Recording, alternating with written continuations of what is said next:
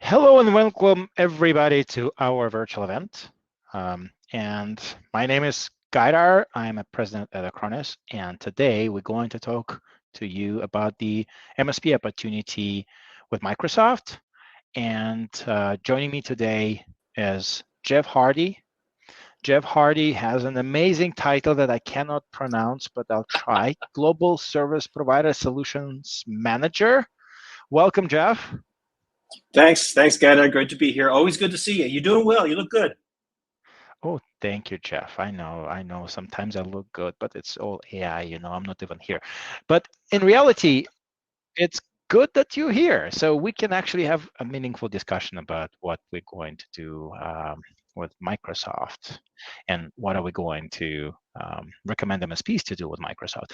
So just for the context, so we know that almost everybody, and we talk about it, is using Microsoft 365, and Microsoft Stack is just dominant for the business users.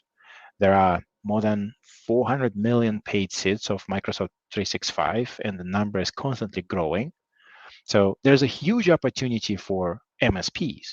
And at the same time, we all know that the margins on that product are pretty low. And we know that partners are getting from 12 to 20% discount of the list price, depending if they're direct sellers or indirect sellers. And for majority of MSPs, just reselling M365 is definitely not profitable. So they're looking for opportunities, how to make more money, how to increase their margins. And Jeff, maybe you can share some wisdom on what can MSPs do. Well, you hit a nail on the head, and the 12 to 20% margin, and that you kind of look at that when you realize that resellers have a requirement in that. It's not just a sell it and forget it. There are requirements about providing frontline support and providing some sort of a rudimentary service level, and that's the last mile of the service level. That's the most expensive part of the service to give, is that daily need. So the margins are actually very, very tight if you look at the total cost of service delivery for MSPs. Additionally, Microsoft has, I think, something of selling just 365. One of the products, they have over 400,000 channel partners that are able to sell those licenses. And unfortunately, many of those partners just compete on price. And some people are giving it away at cost or as a loss leader. And I don't think you should do that. I'm not recommending that you do that. But that means no matter how you slice it, no matter what business model you have, the margins on Microsoft licensing alone are razor thin, if they exist at all. So the way to combat that is to not just position yourself as a license reseller. Is to put together valuable packages of services on top of that Microsoft stack, whether it's an Azure, whether it's just supporting VMs with Hyper-V, or it's M365. You put together a layered protection plan on top of it, and you make that the entry level for your customers, so that you're not just competing on the price of the license. The price of the license alone doesn't come into play because it's a part of the entire thing, and you can end up getting a better margin overall. Yeah, so kind of rephrasing what you're saying is that the typical MSP providing a managed service, and they have certain target on profit margin from that service. And then on top of that, they offering M365, and the margins are close to nothing, right? So they're not making a lot of money on it, but they're making money on the managed service.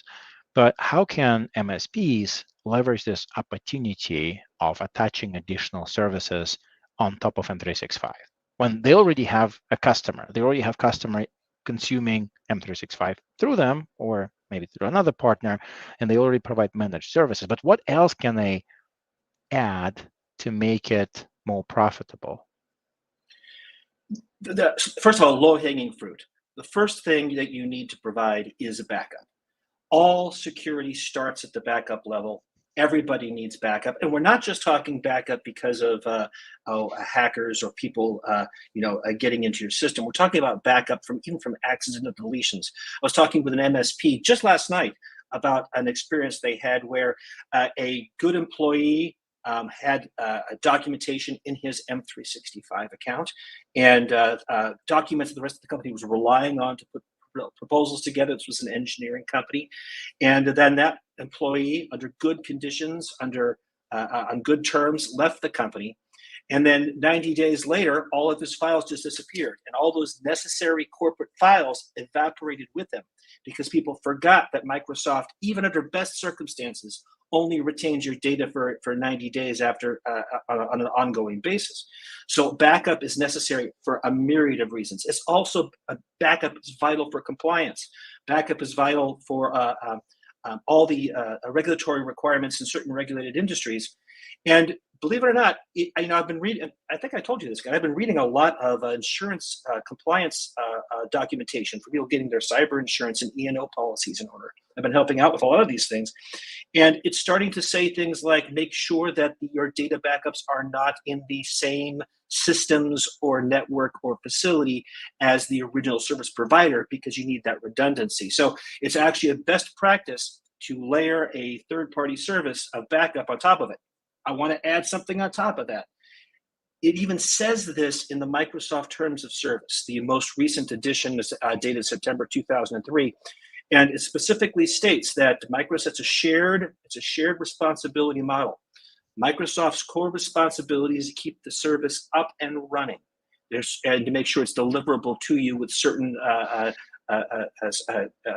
KPIs on service level agreement.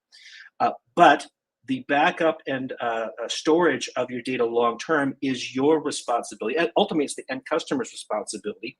But as the service provider, it's your responsibility too. That never happens, right? And None of the end customers will think about storing the data as their responsibility. They expect it from the service provider. So if I'm a customer and I'm getting a service from you, why would I have to think about storing my data somewhere else? So I would expect that that backup service will be part of the overall offering for the managed services. So how do MSPs could leverage that? How could they use that as an opportunity to provide backup as part of their managed service while still maintaining margin? well, you put together an entire package, and it starting with backup, then you add on things like email security on top of that, and all it takes is you ask an executive at one of your client organizations, say, look, when's the last time you got a phishing email? When's the last time you got some spam that you didn't like? When's the last time you were worried about intrusion? Remember, depending on whose data you trust, between 70 and 90% of all cyber attacks start in email. So, there's a series of layered services that you can put on top of that. And every time you do, you increase the ability. It does a couple things. First of all, you differentiate yourself from all the people who are just reselling licenses on price. The second thing is that you take and you differentiate yourself in the marketplace by providing valuable services that customers actually want and actually need. Whether they know it or not, they need to understand that they need it. And then you can extend it all the way to the device level. I think the model that works the best. Start with in 365 as a model. You're backing up the 365 accounts. Then you're providing email security. Then you're providing security for the collaboration apps on top of that. Then you're providing all the way up to actually protecting the device with EDR and extending it on from there. By providing this layered approach, every time you add a layer, you accomplish multiple things. The first thing is you're able to add differentiation onto every level. So now you're separated yourself from your competition. You're able to take and get them to purchase more products and services from you. And the more they purchase from you, the stickier they're going to be as customers long term. And then every time you add on a layer, you're going to be adding margin. So by the time you're done, you're going to get a margin that is more comfortable and will actually take and support your operations and your technicians on site. So that's the model you should go for. Yeah, and it all sounds really great for an MSP, right? But now we're talking about marketing might of the world's largest company, right? So marketing might of that company is explaining customers that they're the best, they provide reliable service. So naturally, SMBs and even enterprises, they are not thinking that they need a backup, right? So you just explain to everybody why an MSP would like to add it into the package and offer the complete package that includes backup. But how do they pitch that to customers? And I heard that you touch on it a little bit, but how would you recommend MSPs that are currently providing just a managed service and maybe reselling M365? How would you recommend them to go to the customers and pitch to the customer, knowing that majority of SMB owners, what they would never buy something they don't want to buy, they don't need to buy. As long as somebody is not forcing them to buy it, they will not do it. So how would you pitch that? Well, the first thing is, at least the first thing you said, uh, the most common misconception that I hear from people about Microsoft services is that their backup and security doesn't come with the primary service. And I usually get shocked looks. People, everything's going to the cloud, right? Everything's moving into cloud model, and Microsoft is spending. I think I told you that we're spending $23 billion a year on their marketing plan to take and reach out and get people to come onto Microsoft Cloud services. But people are still trapped in the thinking of the hosting world, where when you buy a hosting account, you'd get a hosting server. Backups and restoration services were a part of that plan that you got with the rack space of the day or the soft layer of the day. That's what you got as part of the service. Well, that's not the way it works with Acronis. I mean, absolutely not the way it works with Microsoft M365. You need a service like Acronis on top of it to provide that service. And if you explain that to the customer, the first step is to let them know exactly what they're buying. You're not just buying a license. If I'm an MSP, you're not just buying a license from me. You're buying the management. You're buying the services. We're going to be managing your backups and ensuring that they're in good order. We're going to be managing your security and ensuring that they're in good order. You get the complete package. And so, and that's the customer you want to attract, and that's the way to pitch it. The next thing is this: especially if you work in verticals that have any type of regulatory or compliance issues.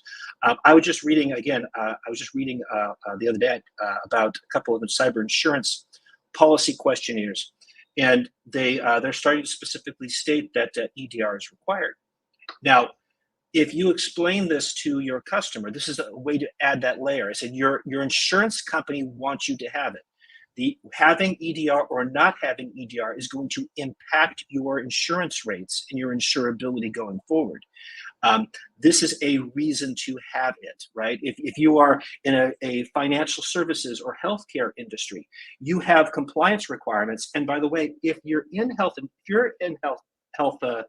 market or in your financial services, and you do not have a service like Acronis on top of it, you are probably not compliant, whether you know that or not, and you can end up getting in trouble. So I think the first thing is just it's really easy. This is not marketing spin. This is not marketing hype. This is the way the world is moving right now, and this is the way that everything from the new NIST 2.0 framework that's just come out, all the way to in the EU, we have NIS2 and all the requirements. They're all telling us that we need to add these things on. And Gaidar, I'm sorry, I'm talking too much, but I want to add one thing. You have to tell your clients this. It's not just whether they want to be compliant. Every one of your clients has customers. And if their customers are doing business overseas, then they are likely to have requirements related to NIS2, whether they know it or not, even if they're based here in the United States. If their customers are in a regulated industry, not just them. If your client may be in manufacturing, but if he's selling into a regulated industry, that there's a trickle down effect of those requirements upon the entire supply chain.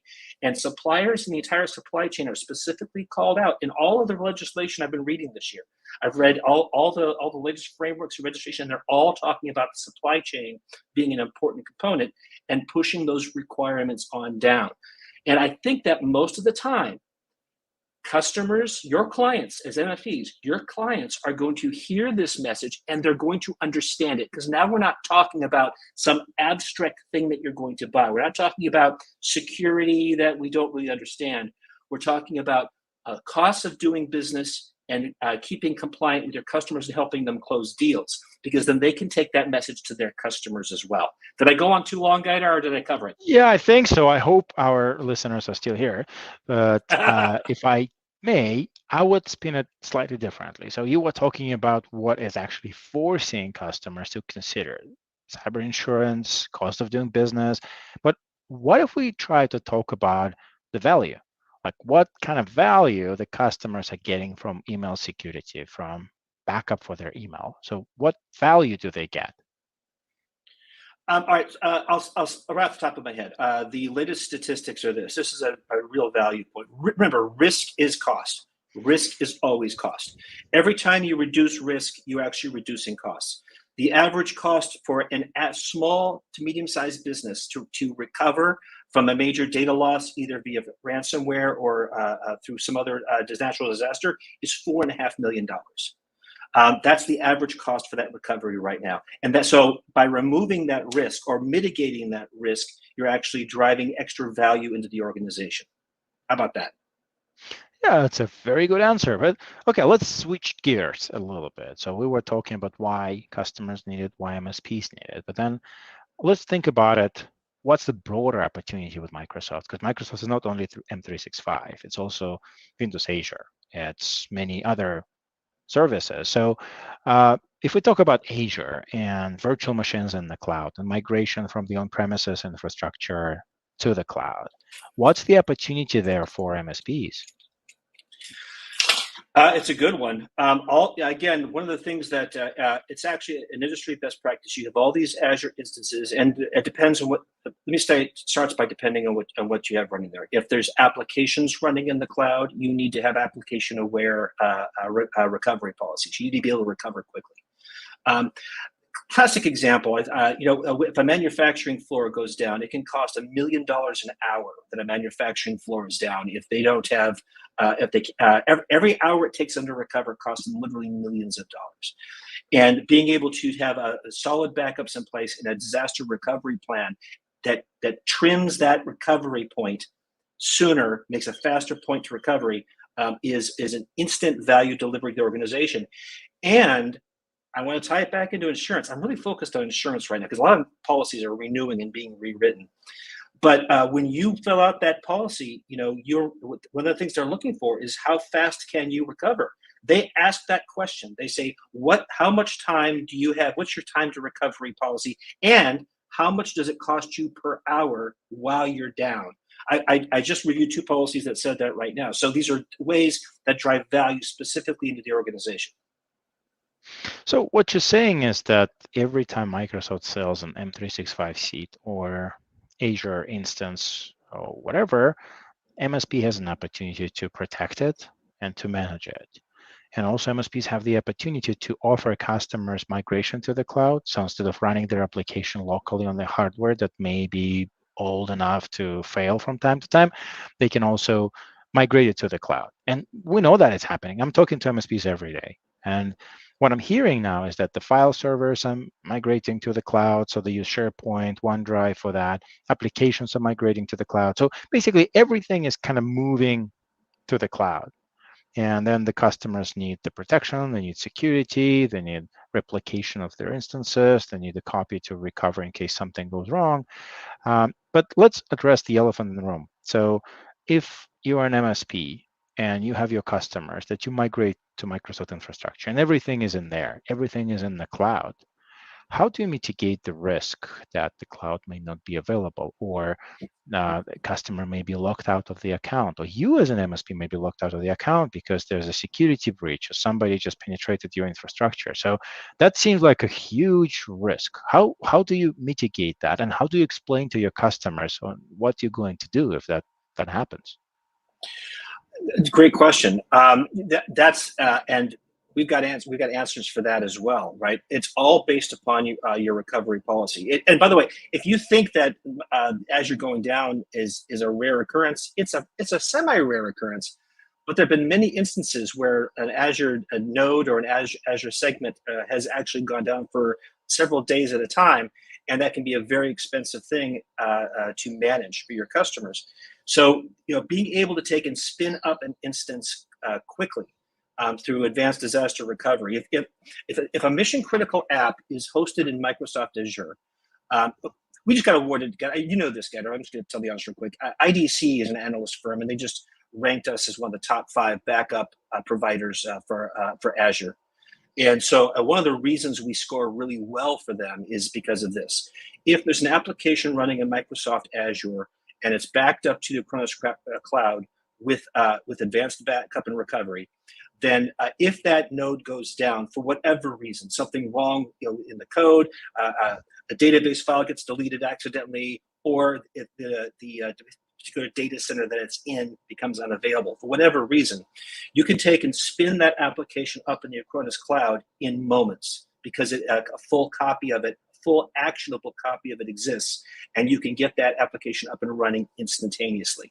So the more valuable, it's kind of this, the more valuable the technology is to the customer, the more value our stacked solution brings to your clients. And that makes it a story that they can tell to the boardroom. Yeah, and this is not about us, right? It's about the MSP. So they can offer the complete solution to the end customer and have ways to mitigate certain risks. And we have to do it. And specifically for those customers who really depend on the infrastructure in real time, if they have sales transactions coming through, or they have to handle legal cases, and they cannot just postpone things because the infrastructure is down, it definitely makes sense. Okay, so we kind of covered that. So we spoke about why customers need it, why MSPs need it. So let's talk about the practical approach to this. So how do MSPs package the licenses of Microsoft? How do they package the cyber protection? How do they package the managed services? So what are your tips on how to package the offering and how to sell it to the end customer? My first tip is to have your packages address specific niches. So I'm going to use the medical as an example, and medical isn't just doctors and hospitals; it's chiropractic clinics, it's dentists, it's optometry offices. You put together a package, and that speaks to that particular vertical market. In this case, if you're in the United States, then you have to worry about HIPAA requirements. If you're outside the United States, you've got to worry about the medical regulations that are in that particular country. But then you put together a case that specifically states and maps how that particular solution maps to the client's needs, right? So you're not selling them a license and selling them a menu of an a la carte menu of items. You're putting together a package that speaks to their bigger and their more complete need and shows them a path going forward. The next thing is those packages should be, there's two ways to address it. A lot of successful MSPs that we work with put together hey, this is the bundle.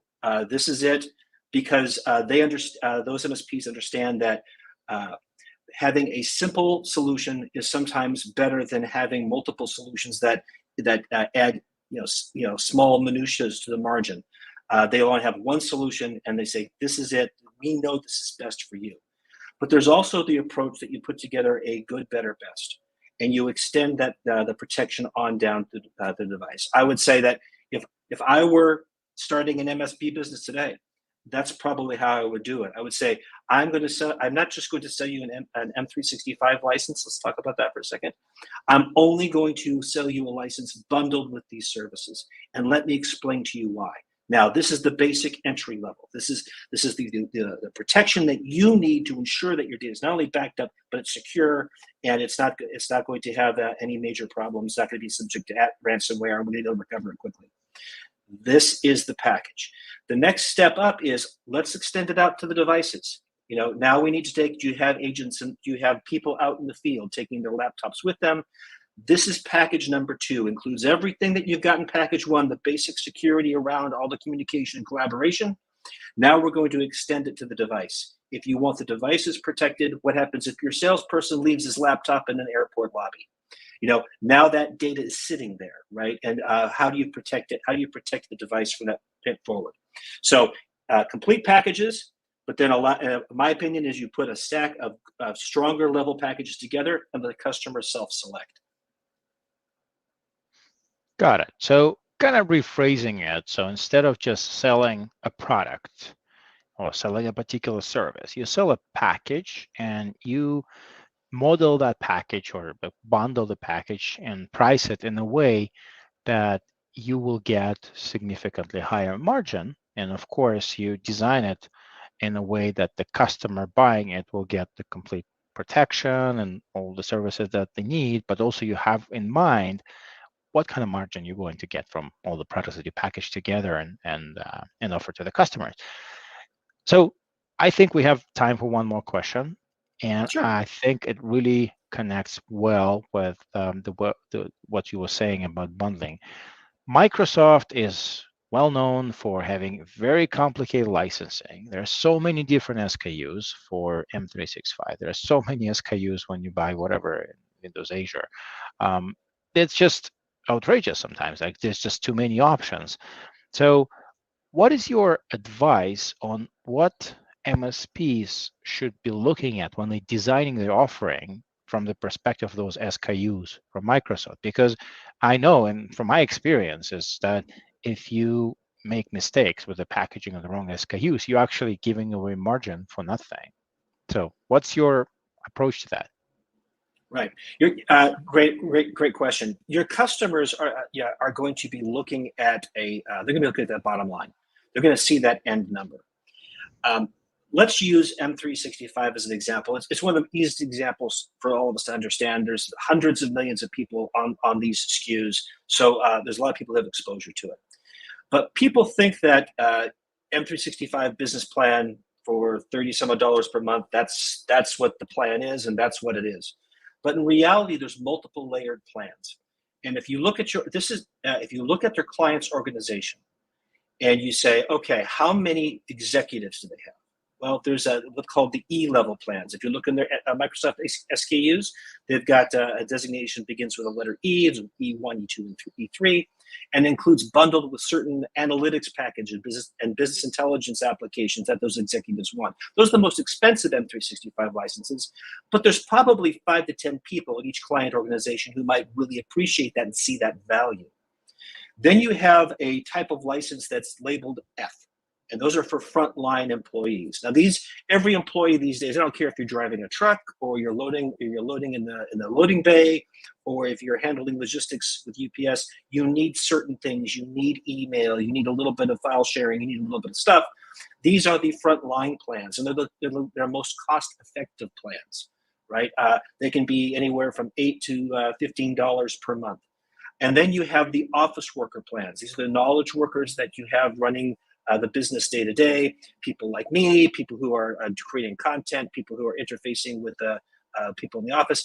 They have a different level plan. They're in the $30 range, those licenses for. But your customer, instead of just saying M365 at $30 per user or $35 per user plus services, you put together a plan where you understand where they need where they need the different levels of services and different applications. And you say, okay, everybody gets M365, they get a custom M365 plan, but you know that you're saving money on those less expensive plans for the people who don't need those high-end, people who don't need the database interfaces. They don't need to have the published, don't need Microsoft Publisher as part of their job, which are included with some of the Office plans.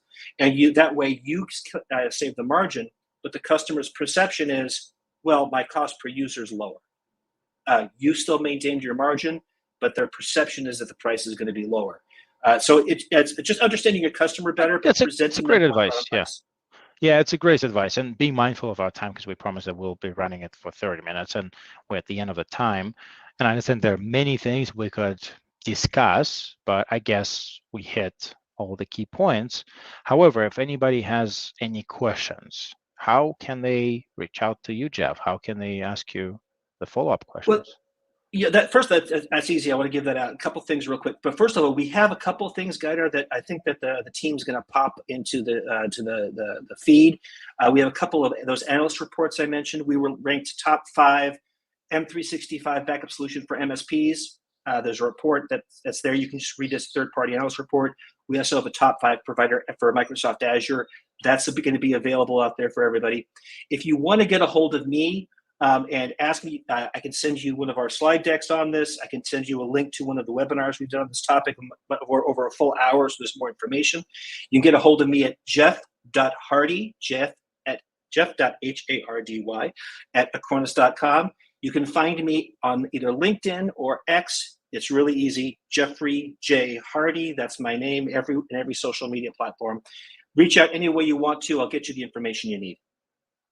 Yeah, I'm also available. I think you can easily find me by just spelling my name, Gaidar, and you can start with LinkedIn. I'm reading all my messages, even if there are too many of them. So please feel free to reach out with any questions.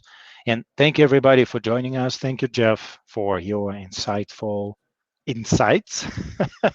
And have a great day, everybody. See you soon. Cheers, everybody. Cheers.